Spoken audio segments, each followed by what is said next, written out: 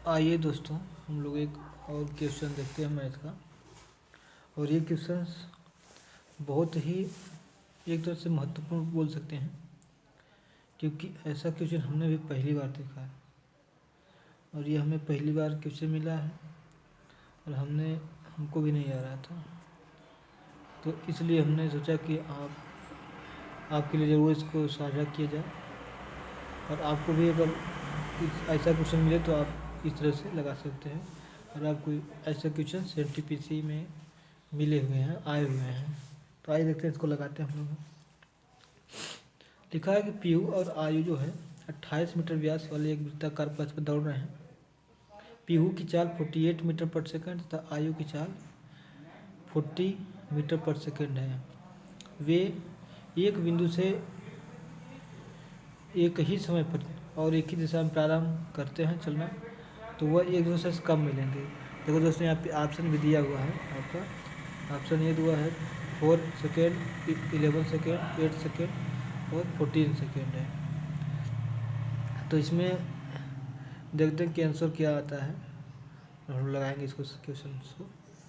देखो लिखा है कि पीहू जो है 48 मीटर वाला व्यास है, वृत्ताकार है, व्यास है, उसी पर चल रहा है। तो हम पहले ये देखेंगे, पहले समझ लेते हैं कि क्या इसका मेन मकसद है, कैसे निकाल सकते हैं। तो इसमें देखो दिया गया है कि अगर सेकंड, देखो आपने घड़ी वाला लगाया हुआ है सवाल कि अगर एक घड़ी या दो घड़ियां हैं या 5 घड़ियां हैं जो है 2 सेकंड, 5 सेकंड, 8 सेकंड, 10 सेकंड के जो है अंतराल पर अगर बजती हैं, तो हम उनका एलसीएम निकाल लेते हैं। ठीक, तो वहाँ पे हमको समय दिया रहता है, तब हम एलसीएम निकालते हैं। देखो यहाँ पे हमके समय नहीं दिया गया है, इसलिए हम सबसे पहले टाइम निकालेंगे। हमको टाइम ही चाहिए। अगर टाइम निकाल लेते हैं तो उस टाइम का, यानी इन दोनों टाइम जो है, इनका कुछ टाइम निकलेगा, इनका भी कुछ टाइम मिलेगा, दोनों का स्पीड का। तो उससे हम फिर एलसीएम निकालेंगे और फिर एलसीएम लेके तो हम आंसर तक पहुंच सकते हैं। तो इसके पहले हम टाइम कैसे निकालेंगे। तो टाइम निकालने के लिए सबसे पहला है कि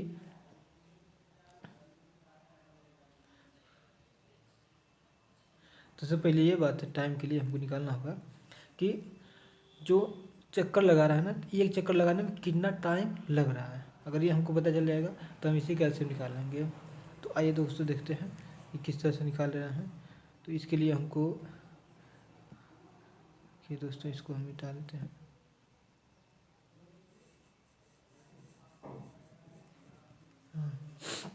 तो उस टाइम को निकाल लेते हैं। तो अगर 48 मीटर व्यास है तो वो जो वृत्ताकार पथ है या रास्ता है वो कितना मीटर चौड़ा है या मीटर का है, उसका परिधि कितनी है।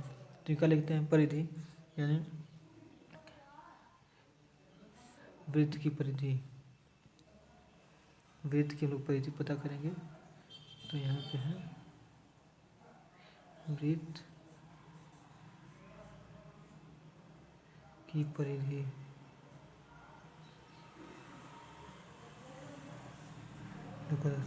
वृत्त की परिधि हो जाती है, तो इसका 7 है और 2 पाई होता है ना, तो 7 तो है नहीं, 14 हो जाएगा इसका। तो लोग 40 लिखेंगे पहले।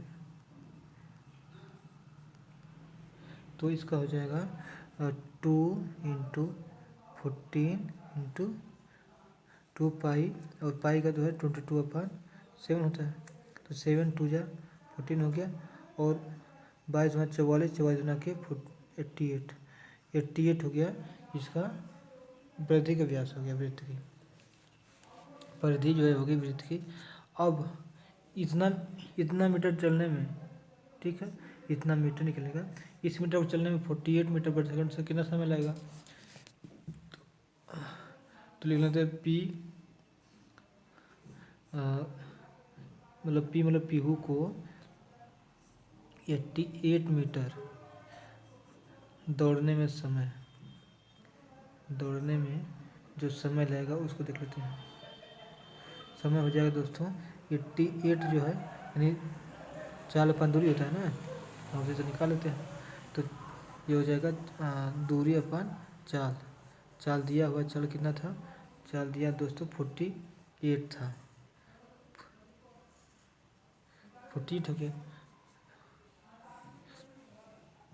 उसी टाइप से पीहू था, और पीहू के बाद अब जो है किसका है, आयु का है। लिख लो, आयु को लिख लो। तो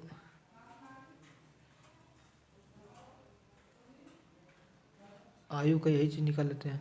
आयु को निकल जाएगा 88/40। अब 88/40 और 88/40 का हम एलसीएम निकालेंगे, तो हमको इस चीज़ का पता चल जाएगा कि कितना कितना बनेगा। ठीक है दोस्तों, तो यहाँ पे हो जाएगा, आप अगर मतलब कि आप दोनों का एलसीएम निकालेंगे, इसका भी एलसीएम, ठीक है, इसका भी एलसीएम निकालेंगे, इसका भी एलसीएम निकालेंगे। तो एलसीएम क्या करते हैं, ऊपर वाला का एलसीएम लेते हैं, तो ऊपर वाले का एलसीएम ले लो, या 88 का 88 लेकर तो एलसीएम हो गया, और 40 और 48 का एचसीएफ लेते हैं, यानी लघु महत्तम समापवर्ती लेते हैं, तो इसका 8 हो जाएगा, और 8 से इसको डिवाइड करेंगे तो यह टाइम निकलेगा कितना, मतलब कि इसका जो एलसीएम आ जाएगा वो हो जाएगा 11। तो 11 जो एलसीएम निकालते हैं हम लोग हैं घड़ी वाला से, तो ये घड़ी वाला निकल गया कि यानी 11 सेकेंड में जो है एक चक्कर पूरा, मतलब कि मिलेंगे 11 सेकेंड के बाद दोनों जो है एक दूसरे से मिल जाएंगे। तो इसलिए हम जो है दोस्तों, इसका हो जाएगा आंसर 11। ठीक है दोस्तों, क्या हो जाएगा 11, इसका दोस्तों हो जाएगा आपका 11। ठीक दोस्तों,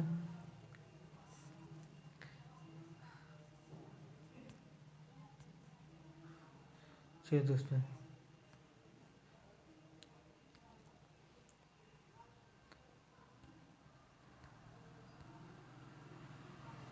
ठीक है दोस्तों, ये 11।